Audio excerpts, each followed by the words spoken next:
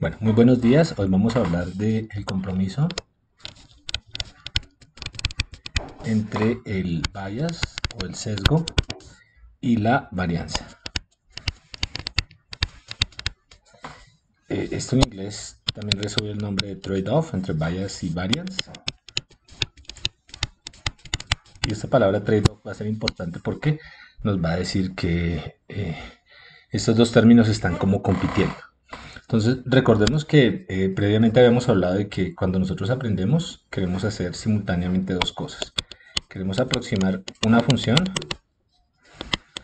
por ejemplo, utilizando los datos de entrenamiento, y queremos que cuando aproximemos eh, esa función sea capaz de generalizar. Entonces, nos vamos a dar cuenta que estos dos objetivos están contrapuestos, y aunque eso ya lo habíamos estudiado en el contexto de la dimensión BC, vamos a derivar otra forma de entender ese compromiso. Entonces, recordemos que la meta del aprendizaje de máquina en particular es la siguiente.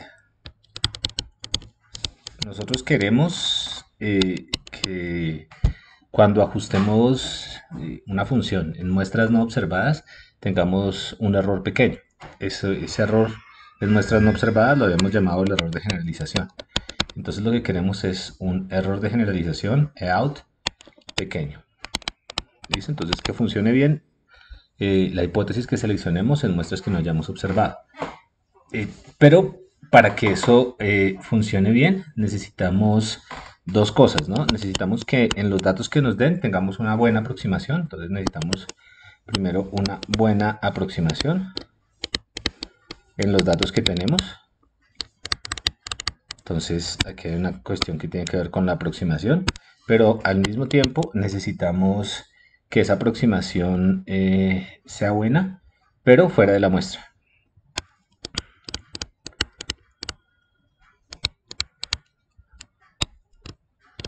Entonces, esa es la meta en el aprendizaje. Aproximar bien la función, aproximar bien con los datos que tenemos y que lo hagamos fuera de la muestra. Entonces, recordemos que, por ejemplo, si tenemos un conjunto de datos, supongamos que estos negritos de acá son los datos correspondientes a los datos de entrenamiento. Lo que queremos es ajustar bien estos datos de entrenamiento. Esa sería la parte de aproximación. Pero al mismo tiempo que en estos datos rojitos, que son datos que no hemos observado antes, que la función tenga un comportamiento bueno.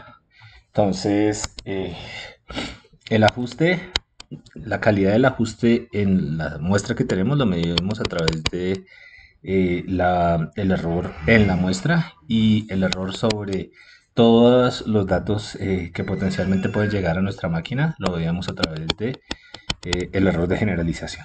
¿Listo? Entonces nos habíamos dado cuenta que parte del juego para poder lograr esto, hacer que estos errores sean bajitos, estaba en las propiedades del espacio de hipótesis. Entonces, estudiemos, recordemos qué era lo que estaba pasando.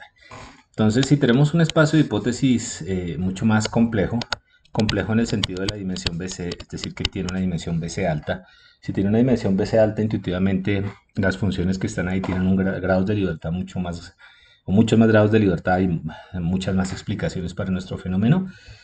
Si hay más explicaciones para nuestro fenómeno, ajustar las muestras de entrenamiento con un error más pequeño es más probable. Entonces, o es más fácil ajustar con un error EIN las muestras de entrenamiento. ¿Listo? Entonces, con un H más complejo, nosotros tenemos una mejor oportunidad de aproximar F, la función desconocida. Simplemente porque el H más complejo implica pues un repertorio más grande de hipótesis para poder explicar estas muestras de acá. ¿Listo? Entonces, pues en otras palabras lo que estamos diciendo es que si nosotros tenemos un espacio de hipótesis con una variedad grande de funciones de diferentes tipos, muchas funciones, en principio la oportunidad o el chance de encontrar una función o de seleccionar una hipótesis correcta, es más fácil, ¿no? Entonces, o es más grande. Entonces, hay más oportunidad. ¿Ok? Simplemente más complejo, pues hay más funciones disponibles y eso quiere decir que hay más oportunidad de seleccionar una hipótesis correcta o buena.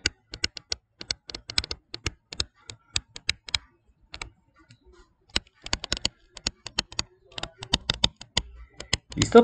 Este sería un pro de utilizar un espacio de hipótesis complejo, ¿cierto? Esto digamos que en contraste con lo que resultaría si utilizamos un espacio de hipótesis menos complejo. Pero el hecho de que utilicemos un espacio de hipótesis complejo, pues nos da más posibilidades para poder escoger una buena hipótesis, pero también tiene un contra, y el contra es que entre más posibilidades tengamos para escoger la hipótesis, más difícil va a ser identificar o encontrar la hipótesis correcta. Entonces, en el caso de H's complejos, también tenemos unos contras. Y el principal contra que tenemos es que, aunque haya más oportunidad de seleccionar la hipótesis correcta, es más difícil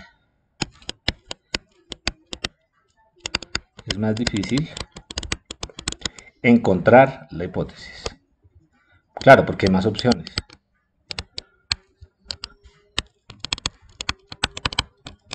Recuerden que esa selección, esa búsqueda de la hipótesis la hace un algoritmo y el algoritmo pues tiene que ir pasando de hipótesis en hipótesis y la búsqueda de esas hipótesis pues se vuelve un problema no necesariamente trivial si el espacio de hipótesis es complejo. Por otro lado, ¿qué pasa si tenemos un espacio de hipótesis digamos que menos complejo o más simple?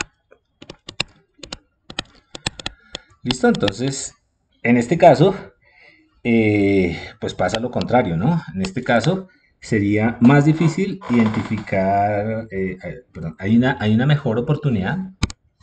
Entonces, simplemente para hacer algo análogo a lo que hicimos acá arriba, ¿qué significa que el espacio de hipótesis sea menos complejo? En el sentido de la dimensión BC, significa que el número efectivo de hipótesis que tenemos acá es más bajito.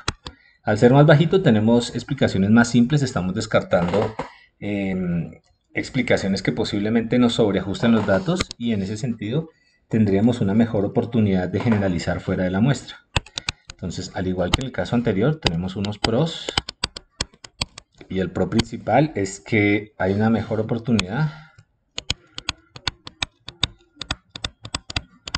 de generalizar, que es nuestra meta, ¿no? De generalizar fuera de la muestra.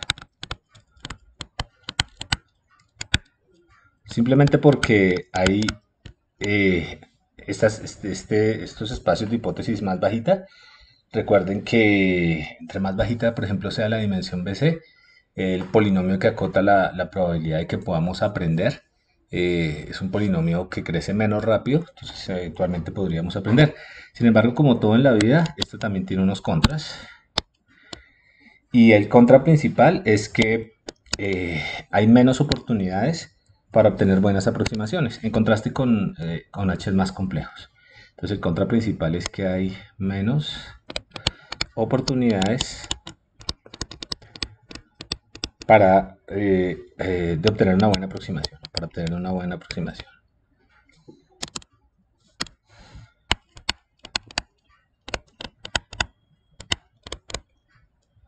Listo, entonces esto es para decir que existe un compromiso entre la complejidad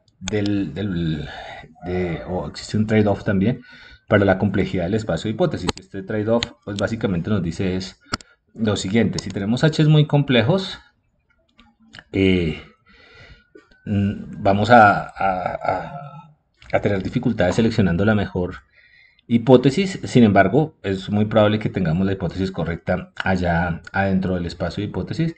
Por otro lado, si los hacemos muy simples, lo que puede pasar es que podamos generalizar, sin embargo, el error de entrenamiento sea grande, porque sencillamente tenemos un repertorio muy simple o muy limitado de posibilidades para poder explicar los datos de entrenamiento. Entonces, digamos que ese es un trade-off que aparece cuando estudiamos la dimensión BC. Y lo que nos está diciendo en últimas en el sentido práctico es que no necesitamos espacios de hipótesis que no sean necesariamente tan complejos ni tan simples. ¿Okay?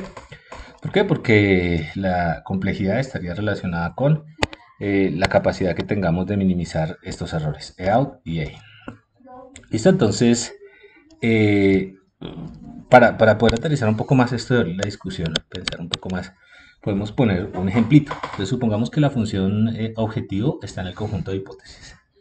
Entonces, simplemente sumamos eso.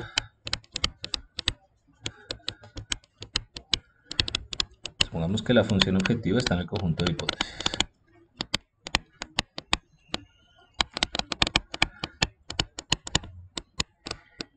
Está en H. ¿Listo?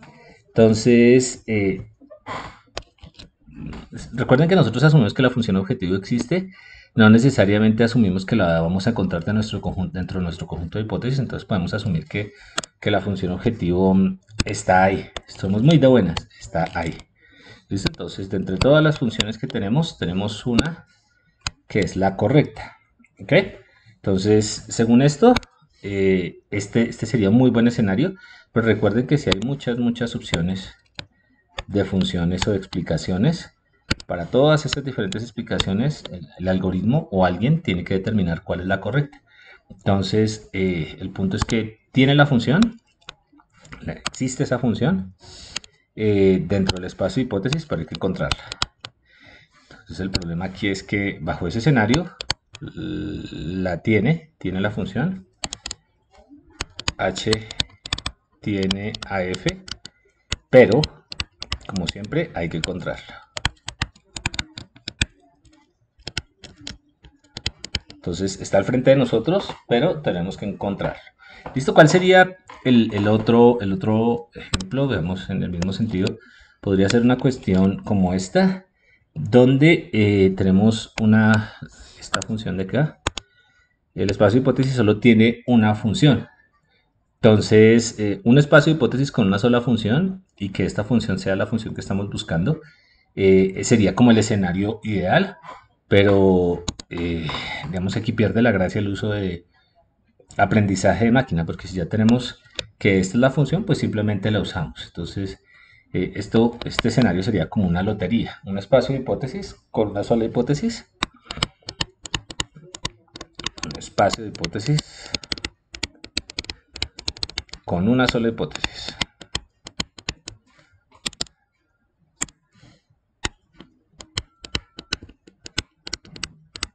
Y que sea la correcta, ¿no? Tener eso es, pues, básicamente jugarse la lotería. ¿Ok? Entonces, ok. Como no nos queremos jugar lotería, la realidad es que, como no sabemos, la realidad es que como no sabemos cuál es la función de target, la función objetivo, entonces debemos hacer el espacio de hipótesis cada vez más grande.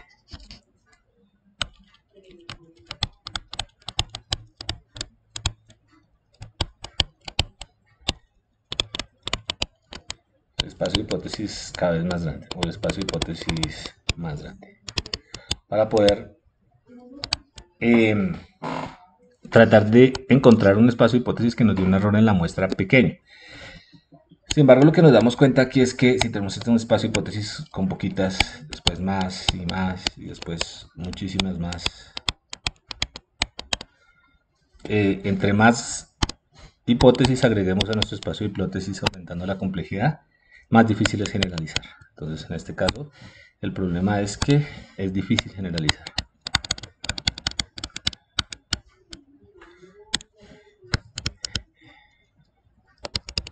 Muy bien. Entonces, este compromiso que acabamos de nombrar se ve claro en lo que hicimos en las clases pasadas, lo último que hicimos en los videos, y es básicamente lo siguiente. Nosotros habíamos reescrito la desigualdad de Hoeffding en términos de los errores, de hecho la desigualdad de BC en términos de los errores, y al final habíamos podido escribir esto como que el error de generalización estaba acotado por el error en la muestra más un término omega. ¿Se acuerdan que ese omega resultaba de una función que mezclaba la dimensión del espacio de hipótesis, el número de muestras de entrenamiento, etcétera? No era una cuestión trivial, pero lo que quiero que vean acá en esto es que este error de acá, bueno, primero, ¿qué es este error de acá? Es el error que queremos hacer mínimo. Eso es la meta del aprendizaje. Lo que nos dice esta desigualdad es que para hacer ese error pequeño, yo tengo que hacer esto de acá pequeño. ¿Listo? Porque si esto de acá pequeño lo acota por arriba. Pero para hacerlo pequeño, digamos, no solamente tengo que hacer el error de muestreo, el error de en la muestra pequeño, sino también tengo que considerar la medida de complejidad del espacio o la capacidad de generalización del espacio. Entonces, yo tengo que hacer el error pequeño para que esto sea pequeño. Este de acá tiene que ser pequeño y este de acá también tiene que ser pequeño. Entonces, para hacer este pequeño, de nuevo, yo tengo que tener espacios de hipótesis con muchas hipótesis.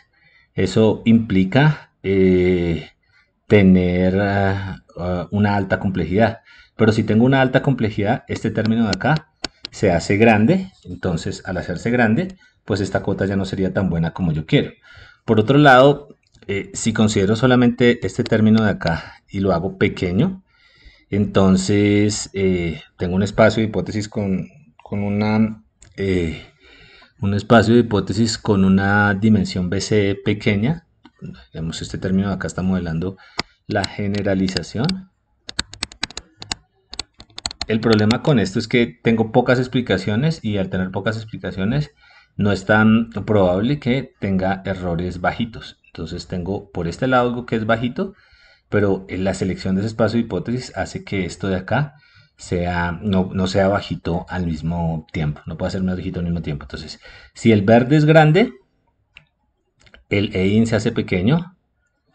Bueno, mejor, para tener EIN pequeño yo necesito un verde grande. Para tener, si selecciono un omega pequeño, entonces el EIN se va a crecer. Y ese trade-off está presente y es básicamente, se ve de manera cuantitativa acá. Entonces aquí hay un compromiso entre el error en la muestra y la capacidad de generalización. Entonces, pues básicamente lo que decimos es que si aproximo con un EIN bajo, o si quiero un EIN bajo, necesito aumentar la complejidad del espacio, y si aumento la complejidad del espacio o si disminuyo la complejidad del espacio, el EIN se va a crecer. Entonces es como una balanza lo que tenemos ahí. ¿Listo? Entonces, según esto, EOUT lo estoy descomponiendo, ¿cierto? Entonces, EOUT lo descompongo como en dos cosas conceptualmente. EOUT, tal como lo tenemos en la desigualdad, lo descompongo en EIN y la complejidad del espacio. Entonces, como el error en la muestra, como el error en la muestra que quiero que sea bajito, más la complejidad del espacio.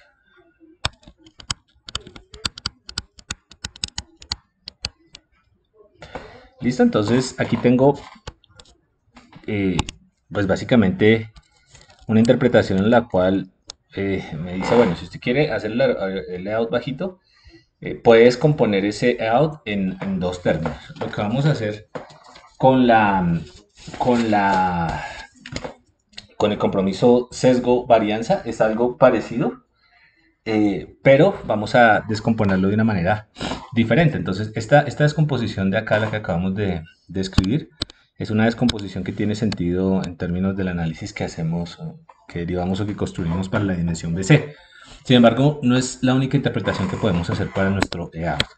Y lo que vamos a hacer hoy es tratar de descomponerla de una manera diferente. Entonces, lo que vamos a hacer hoy es tratar de coger este eout y descomponerlo en. Entonces vamos a descomponer en. Listo. Entonces, en dos términos.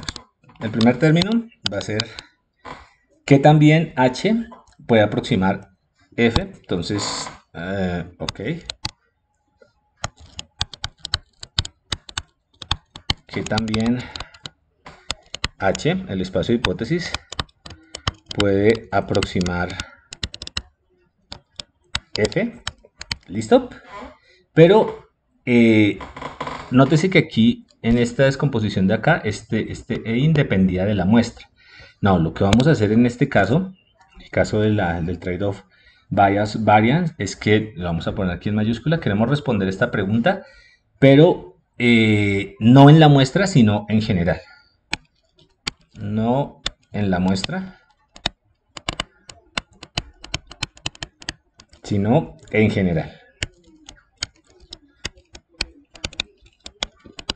Entonces, conceptualmente es como si cogiéramos todas las posibles muestras y miráramos que también se aproxima H a todas las posibles muestras que eventualmente nos podrían llegar. ¿Listo? Entonces, de alguna manera es como si tuviésemos acceso a la función de target y preguntáramos, a ver, si tenemos acceso a la función de target, ¿qué también o cuál es la hipótesis dentro de H que mejor aproxima ese target? ¿Listo? Entonces, dámoslo más despacio. Entonces, ¿qué queremos hacer nosotros? Queremos ver que también nuestro espacio de hipótesis se aproxima a una función f que en principio es desconocida. Bueno, pues es desconocida, pero vamos a asumir conceptualmente lo que, para poder hacer este desarrollo es que tenemos acceso a f. Entonces, escribimos acá. Si tenemos acceso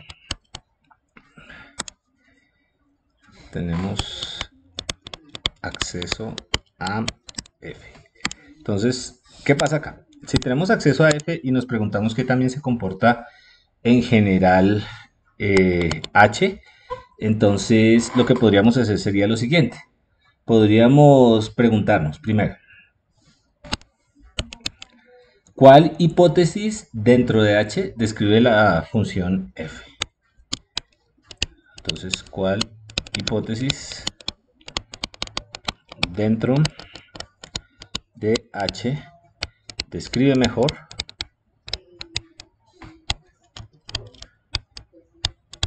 a f? Listo, porque asumimos que teníamos acceso a f. Entonces, nos podemos preguntar esa cosa. Y la segunda cosa que podemos hacer para responder esta pregunta de acá, que también h puede aproximar f, es preguntarnos qué también esa mejor hipótesis se desempeña. Listo. ¿Sobre quién? Sobre todos los datos. Entonces, segundo, que también se desempeña la mejor hipótesis.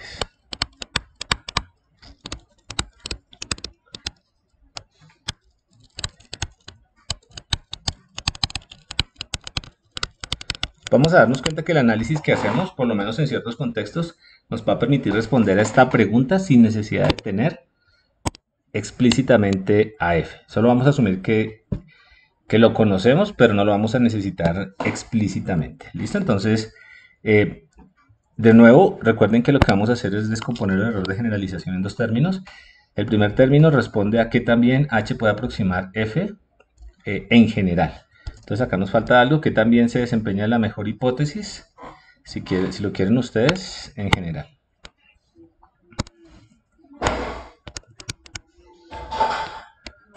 ¿Listo? Entonces, esa es la primera parte de la descomposición. En la segunda parte de la descomposición, nos vamos a preguntar sobre qué tan bien yo puedo, o qué tan fácil es hacer zoom in en un H que sea bueno. Zoom in es qué tan fácil la puedo seleccionar. ¿Listo? Entonces, vamos a preguntar algo que es un poquitín distinto, es qué tan fácil es hacer y aquí pongamos zoom in, es decir, encontrarla o aproximarla o buscarla, o localizarla. Localizar un H que sea, bueno, un H en el espacio de hipótesis que sea, bueno. Listo, entonces para responder esa pregunta, también nos podemos hacer un par de preguntas. Nos podemos preguntar algo así como, bueno, o algo así, ¿no? Nos podemos preguntar si la hipótesis que tenemos es la mejor hipótesis y si tiene cierta habilidad de aproximación.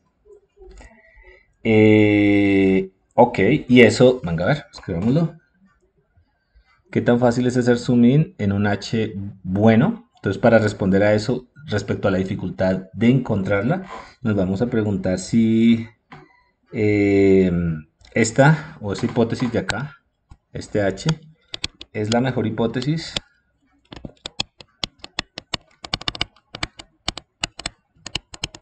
y tiene cierta habilidad de aproximación.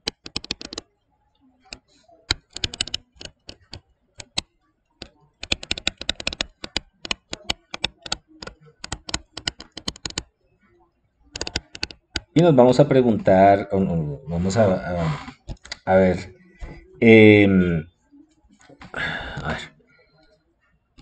la idea es que en esta parte del error de generalización, lo que nosotros vamos a considerar es la dificultad para encontrar una buena hipótesis.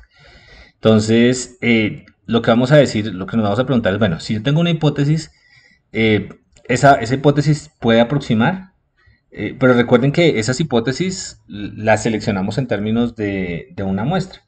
Entonces, lo único que tengo para seleccionar hipótesis en mi problema es una muestra. Entonces, yo me pregunto qué tan fácil es encontrar la hipótesis buena si tengo una muestra particular. Entonces, digamos que la segunda parte para responder esa pregunta sería, ya que necesito seleccionar la hipótesis,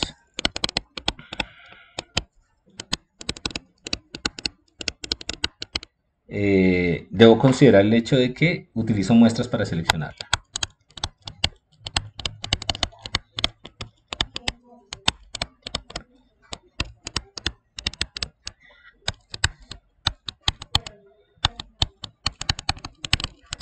Entonces, suena un poco raro, pero ya nos vamos a dar cuenta que no es nada extraño. Entonces, de nada, para hacer un dibujito. En la primera pregunta, bueno, yo lo que quiero es estudiar el error de generalización, ¿cierto? Entonces, para eso yo arranco de un espacio de hipótesis, como siempre, H, y tengo un conjunto de hipótesis. ¿Listo? Entonces, voy a asumir que conozco la hipótesis verdadera. Esto es para la primera pregunta. Ok. Entonces, quiero responder a la pregunta de qué también H aproxima esta curvita azul. ¿Listo? Entonces, lo que puedo hacer es buscar dentro del espacio de hipótesis la mejor hipótesis, es decir, la que tenga menos error. Y después evaluar, por ejemplo, saco esta de acá y después miro cómo esta de acá se comporta en general. Cuando digo se comporta en general, recuerden que este H lo que hace es pasar o mapear elementos de X. Entonces, el problema en aprendizaje de máquina es que yo tengo solamente unos poquitos X, los azules, pero quiero en principio poderlo evaluar en cualquiera de los que están dentro de esta cajita, en todos los X. Entonces yo cogería esta curvita roja y me preguntaría qué también se comporta sobre todos los X. De esa manera respondería a que también H puede aproximar esta función f. Busco la mejor hipótesis y verifico cómo se comporta sobre todos los X. Listo, ustedes me pueden decir, pero es que usted no tiene acceso a todos los X, pero es parte del problema que vamos a resolver. ¿Listo? La segunda parte tiene que ver con lo siguiente. La segunda pregunta tiene que ver con qué también se puede hacer zoom in, qué tan fácil es seleccionar una buena hipótesis. Entonces, la clave acá es que para seleccionar una hipótesis, lo único que yo cuento es con este conjunto de muestras azulitas, ¿cierto? Entonces, Ese conjunto de muestras azulitas la utilizo yo para poder evaluar el error en la muestra. Y obviamente las muestras que nosotros seleccionemos acá van a depender de este conjunto de muestras azulitas que tenemos acá. Entonces, si tenemos un conjunto de muestras azulitas que hace difícil que seleccionemos una buena hipótesis, entonces es difícil que podamos localizar una buena hipótesis. Por otro lado, si tenemos un conjunto de muestras acá que ayude a seleccionar mejor la hipótesis, pues digamos en ese caso estaríamos bien. Entonces, en la segunda pregunta nos vamos a preocupar por el conjunto de datos que tenemos. ¿Listo? Entonces, la clave de nuevo para la segunda pregunta es considerar que las hipótesis se seleccionan en términos de un conjunto de datos. Entonces, resumiendo, lo que vamos a hacer es tratar de descomponer EOUT en dos términos. El primero es qué tan bien funciona H para poder aproximar la función f desconocida. ¿Cómo vamos a responder a esa pregunta? Seleccionemos la mejor hipótesis y evaluémosla sobre todo el posible espacio. No sabemos en este momento cómo, pero tratemos de hacerlo. ¿Cómo vamos a responderla a la segunda? Vamos a ver, dado un conjunto de datos finito, qué tan fácil es seleccionar buenas hipótesis. Piensen ustedes que si tienen, por ejemplo, muy poquitos datos, puede llegar a ser complicado seleccionar una buena hipótesis. ¿Listo? Entonces, el término de generalización se va a descomponer en términos de esos dos componentes. ¿Listo? Entonces, para eso vamos a hacer un análisis cuantitativo del problema y lo vamos a aplicar a funciones de valor real en un problema parecido a la regresión, a las formulaciones que hemos hecho de regresión, y lo vamos a hacer sobre un error cuadrático. ¿Por qué así? Porque digamos que desde el punto de vista algebraico analítico es más fácil encontrar la descomposición del error out si lo hacemos de esa manera. Entonces aquí simplemente una nota. El análisis que vamos a hacer aplica para funciones de valor real.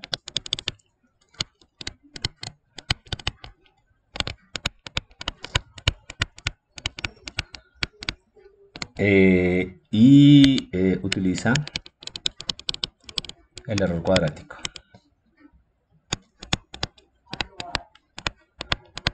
Ya lo vamos a ver. Entonces, ¿qué queremos? Queremos escribir el error de generalización. ¿Listo? El error de generalización pertenece o es de una hipótesis. Una hipótesis generaliza con cierto error de generalización. Entonces, escribámoslo de esta manera. El error de generalización de una hipótesis. ¿Listo? Vamos a dejar aquí un espacio. ¿Qué es el error de generalización de la hipótesis G? Es básicamente cómo se comporta G en las muestras o en los datos de entrada que tengo para aproximar la función f evaluada en los datos de entrada que tengo, ¿cierto? Entonces, lo que quiero hacer en esta resta es simplemente ver qué también mi función g se aproxima a f, ¿listo? Entonces, como puedo tener diferencias positivas y negativas, pues utilizamos un error acá o un término cuadrático que nos mida, que nos compense por eso, ¿listo? Entonces, por los errores positivos o negativos. Entonces, recuerden que lo que estamos haciendo acá es comparando que también G aproxima a F, ¿cierto? Entonces, aquí compara que también G, ese es el error EOUT, ¿no? G aproxima a F. Listo. Entonces, aquí simplemente una nota en la anotación. Recuerden que este G o que este error depende de la hipótesis final seleccionada, que en este caso sería G. Entonces, todo este error depende de G. Entonces, esto depende de la hipótesis final seleccionada.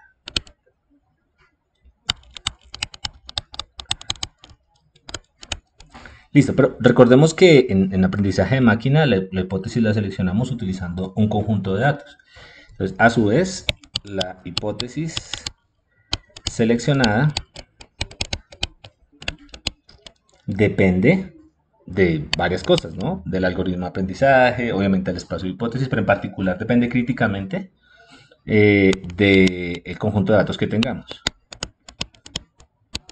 ¿Listo? Entonces, veamos el conjunto de datos D.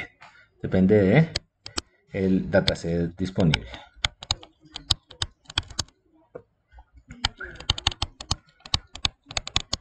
Entonces, acá para indicar esa dependencia de G, vamos a hacer algo particular y es simplemente vamos a poner que este G depende del conjunto de datos particular con el que estemos trabajando. Listo, entonces, este error que acabamos de poner acá depende, en este momento depende de los X que pongamos acá. Para un X tengo un error, para otro X tengo otro error. Y lo que yo quiero es una medida de todos los errores que pueda tener. Una medida de los errores que pueda tener sin importar el X. Entonces para eso lo que puedo hacer es simplemente promedio los errores para todos los X. Y el promedio de los errores para todos los X pues sería el valor esperado de esta diferencia de acá sobre todos los posibles X. ¿Listo? Entonces, de hecho, ahí ya tenemos algo interesante. Aquí simplemente pongamos la nota para que el error sea general, es decir, no dependa de un X particular.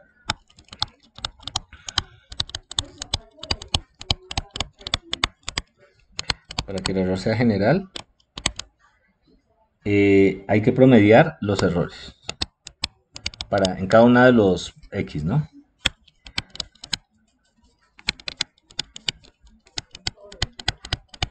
Y este promedio de los errores, pues simplemente lo escribimos como el valor esperado de X. Según eso, pues vamos a escribir aquí por claridad. El error de generalización sobre una hipótesis que se seleccionó dependiendo de D sería igual a el promedio de los errores errores que en las aproximaciones que hace la hipótesis G sobre uno de los datos X a la función f sobre los datos X. ¿Listo? Entonces aquí tendríamos estas diferencias, esto al cuadrado, y aquí tendríamos esto. ¿Listo? Entonces lo que queremos es descomponer esta cantidad, ¿no? En dos términos que modelen lo que habíamos planteado acá atrás. ¿Ok? Entonces, bueno, aquí podemos hacer otra cosa y es que esta cantidad depende del dataset, ¿cierto? Entonces, como depende del dataset, pues nos va a dar una para un dataset, otra para otro dataset. Siguiendo la misma idea de lo que hicimos acá, podríamos tratar de encontrar cuáles, o podríamos por lo menos aspirar a caracterizar este error sin la dependencia de. ¿Cómo lo podemos hacer? Lo mismo truco de acá, ¿no? Es decir, el mismo truco del valor esperado, ¿no? El error out se puede hacer integrando sobre todos los posibles conjuntos de datos. Por lo menos analíticamente se puede hacer, ya lo vamos a discutir qué cosa. Los errores que cometemos sobre todos los X de qué, de lo que nos pueda o de cómo aproxime la hipótesis que se genere, hipótesis G seleccionada con el dataset D menos f de x al aproximar f de x al cuadrado, si era un valor esperado, si era el otro valor esperado. Entonces, simplemente nótese que aquí en este pedazo, pues lo que estamos haciendo es quitando el efecto de este de acá. ¿Cómo? Pues promediando, esto es un valor esperado, un promedio, sobre todos los posibles datasets. ¿Listo? Entonces, lo que hicimos acá fue, aquí hay una dependencia del dataset. Ok, listo. Entonces, para aterrizar un poco esto, supongamos que les doy n ejemplos.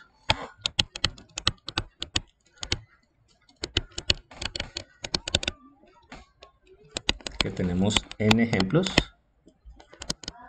¿Listo? Es decir, dentro de nuestro dataset D hay n ejemplos. Entonces, uno se puede preguntar, bueno, ¿y cómo obtengo esto? Pues yo genero todos los posibles Ds de tamaño n.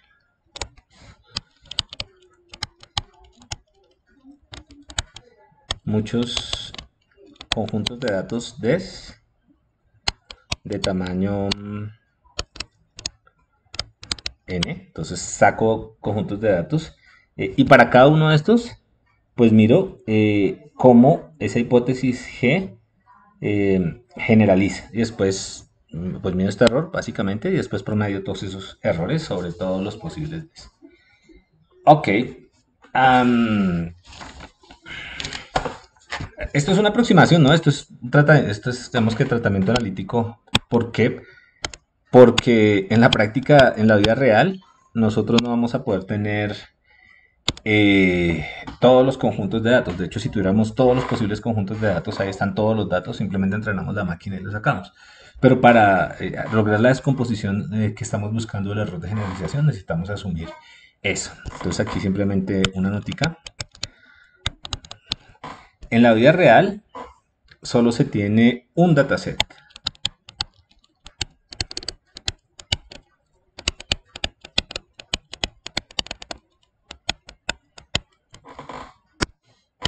Uno de estos, ¿no?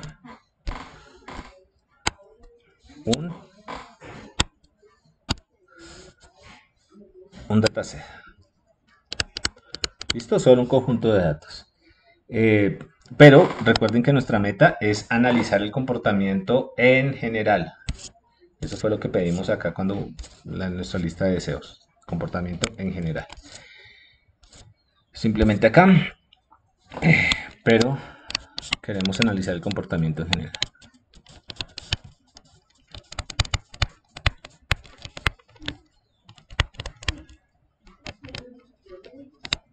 Listo. Entonces se cierra nuestra nota. Entonces volvamos a lo que teníamos. ¿Listo? Entonces simplemente déjenme acá ver para no volverlo a copiar. No la puedo. No la puedo copiar. Bueno, no sé si la puedo copiar. Para no quiero volverla a escribir. Quiero copiar. Copiar. Venga, a ver si me la deja pegar. Pegar. Listo, entonces tengo esto de acá, que era la funcioncita que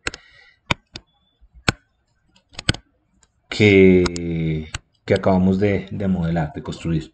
De nuevo, este es el error que comete G sobre todos los conjuntos de datos, sobre todas las posibles muestras, y esto es lo que queremos descomponer. Entonces, para realizar esa descomposición, primero nos vamos a concentrar en este término de acá adentro. ¿Listo? En este de acá adentro. ¿Listo? Entonces, estudiamos solamente ese... un truquito, perdón, antes, después se me olvida. Aquí. Recuerden la linealidad, antes de eso, recuerden la linealidad del valor esperado. Entonces yo puedo intercambiar estos dos valores esperados sin cambiar nada de acá, ¿no? Si no, las cuentas no nos van a cuadrar tan fácil. Aquí tenemos nuestro error de aproximación, la distancia al cuadrado, cierro y cierro. ¿Qué hice acá? Entonces que simplemente cambié el rol de estos dos, pero pues estas son integrales. Intercambio esas dos integrales, no hay ningún problema. Entonces, ahora sí, vamos a concentrarnos sobre este término de acá adentro. Entonces, lo que queremos es, de alguna manera, analizar este término de acá adentro. ¿Listo? ¿Cuál? Lo ponemos en verdecito para que lo vean. Este de acá adentro. Entonces, para poder hacer ese análisis, vamos a definir algo que es la hipótesis promedio. Entonces, definamos la hipótesis promedio. ¿Qué es eso de la hipótesis promedio? Pues la vamos a anotar primero como G, como es promedio barrita de X. Y la vamos a definir como lo siguiente. Vamos a decir que G barrita de X, pues es... yo tengo una hipótesis que selecciono con un dataset particular, ¿cierto? Entonces yo quiero de alguna manera promediar todas las hipótesis sobre todos los posibles datasets. ¿Qué es eso? El valor esperado de todas las hipótesis sobre todos los posibles datasets. ¿Listo? Entonces, por ahora vamos a asumir que este X de acá es fijo. Entonces, esta hipótesis promedio, pues es simplemente la hipótesis que resultaría de de seleccionar con todos los posibles datasets cada una de las hipótesis y promediarlas. ¿Listo? Entonces, lo que podemos hacer es, imagine, este acá es fijo, ¿no? Entonces aquí podemos decir algo así como imagine que hay muchos DES. Hay un D sub 1, un D sub 2, hasta un D sub K, ¿cierto? Entonces, por ejemplo, esto de acá, la hipótesis promedio la podríamos definir o la podríamos aproximar mejor como el promedio de las hipótesis que se seleccionan cuando utilizo todos los datasets que tengo para poder hacer la selección de la hipótesis. ¿Listo? Y pues esto sería un promedio.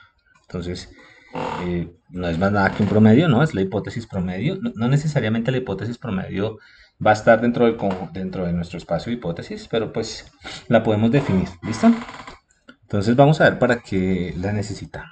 Entonces, el término que estamos analizando era el término que aquí está en verde. Y ese término corresponde al valor esperado sobre todos los conjuntos de datos, de las diferencias, de aproximar con una hipótesis G seleccionada con datos de la función f. ¿Listo? Ok. Entonces, ¿qué es esto de acá? Esto es simplemente el valor esperado con respecto a D de este término de aquí que pues podemos expandir. Sería, a ver cómo lo escribimos de una manera decente, sería G de D de X. Atentos acá. Antes de expandirlo vamos a hacer lo siguiente. Vamos a restarle nuestra hipótesis promedio. Acá. Vamos a meter acá. Yo puedo hacer esto sin cambiar nada, ¿no? La hipótesis promedio más la hipótesis promedio menos f de x al cuadrado. Entonces, ¿qué hicimos? Pues simplemente sumamos y restamos la hipótesis promedio. No hicimos nada extra. Ok, si sumamos y restamos la hipótesis promedio, entonces, ¿esto qué sería? ¿Esto qué sería igual? Ahora sí podemos hacer expandir nuestro cuadrado. Y vamos a ver por qué. Este sería g de d de x menos g, la primera al cuadrado. Aquí estamos considerando el primer término como esto de acá. ¿Listo?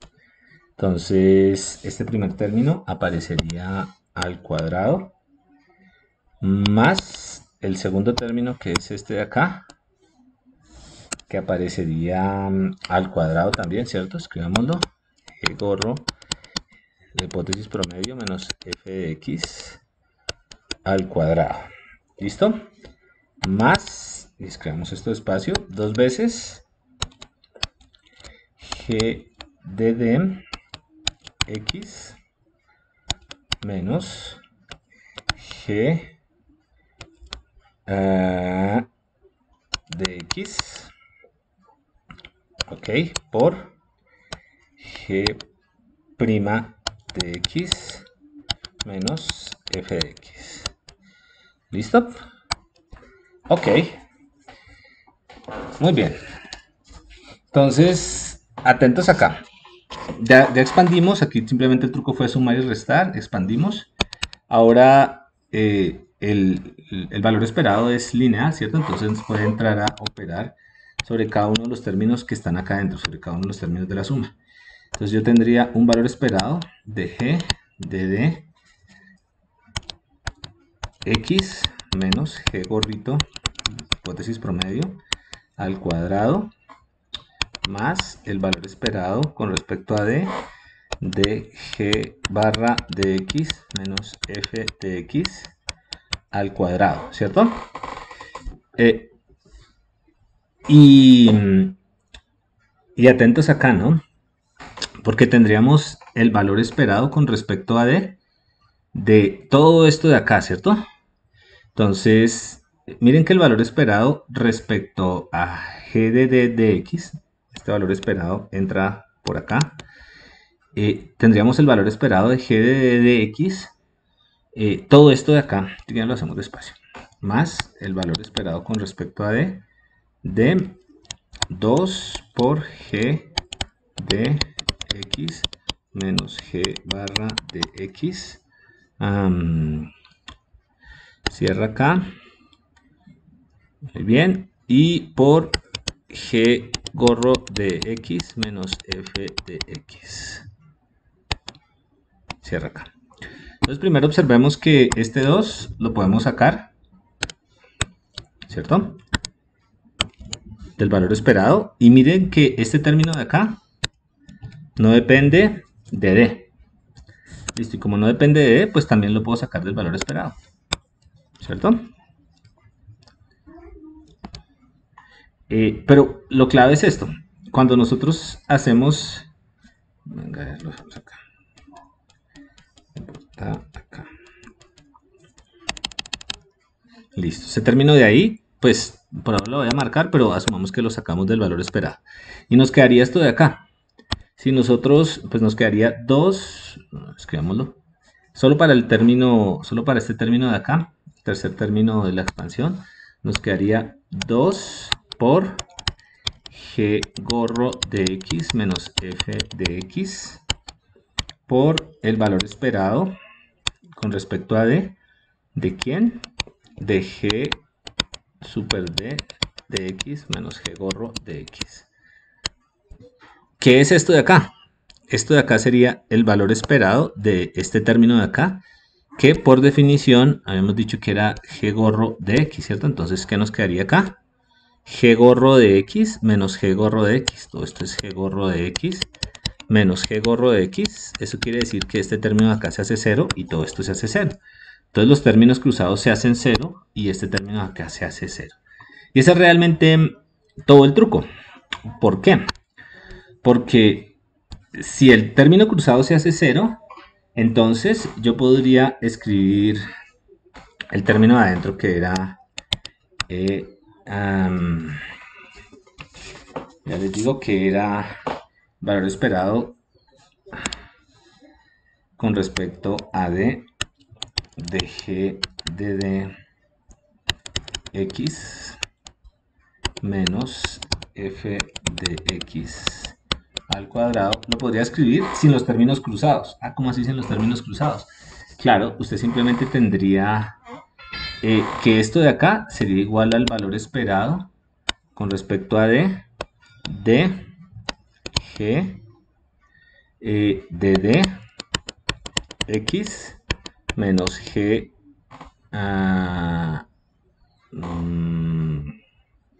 sí, el primer término menos G gorro de X, la hipótesis esperada, todo esto al cuadrado, listo, más esto de acá, que sería G de X menos F de X al cuadrado.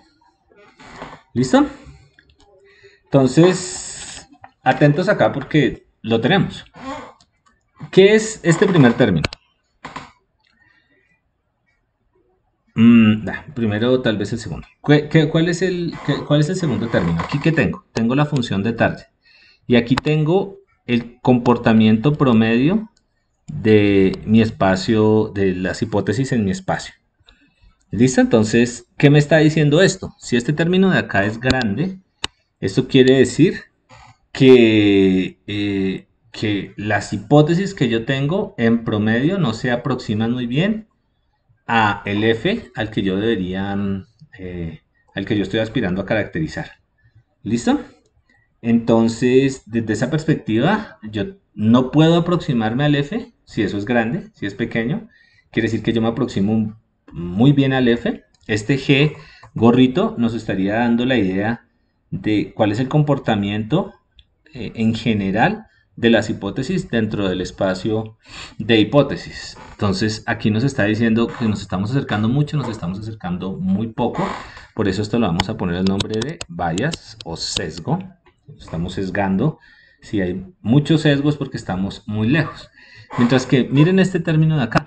En este término de acá lo que tenemos es cómo para los distintos conjuntos de datos, nosotros, nosotros podemos aproximar la hipótesis, o nos podemos aproximar, aquí un segundo, eh, o como una hipótesis particular se puede aproximar al conjunto de hipótesis promedio. ¿Listo? Yo creo que por ahora lo voy a dejar así porque está quedando como muy largo. Y después vamos a volver sobre esta desigualdad. Recuerden que aquí todavía nos falta un pedacito y es meterla en el otro lado. Digamos que aquí está todo el truco de lo que necesitamos. ¿Listo? Este término de acá, simplemente para que lo miren, es cada uno de los datos respecto a su media. Esto sería una varianza. Ya vamos a entender una varianza de qué.